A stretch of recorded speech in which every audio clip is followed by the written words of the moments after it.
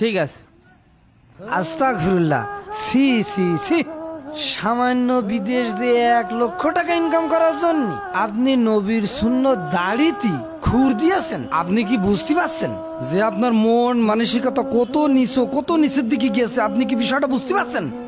আমার 300 টাকার কাজ তো হাত ছাড়া হয়ে যাবে না ভাই। আপনি এসব লোকের কথা শুনেন না দিনে। আপনি যাচ্ছেন ফ্রান্সে, লাখ লাখ টাকা ইনকাম করবেন, আর এই সামান্য দাড়ি তো পরেও রাখতে পারবেন। দিলাম কেটে। থামেন। আপনি যে এই দাড়িটার সামান্য বললেন, আপনি কি জানেন যে কোনো মানুষ মারা যাওয়ার পরে তাকে যখন কবরে নামানো হয় তখন এই কথা বলা হয়, বিসমিল্লাহি ওয়া আলা মিল্লাতি রাসূলিল্লাহ, রাসূলের সুন্নতের উপর তার নামানো হয়। আর এটাকে আপনি সামান্য বললেন। তাই তো ইমাম সাহেব, আপনি তো সঠিক কথা কয়েছেন, কিন্তু আমি তো আমার বন্ধু আরবির বিদেশ যাওয়ার জন্যই 4 লক্ষ টাকা দিয়েই দিয়েছি। পাসপোর্ট করা হয়ে গিয়েছে, ভিসা করা হয়ে গিয়েছে, এখন তো আমার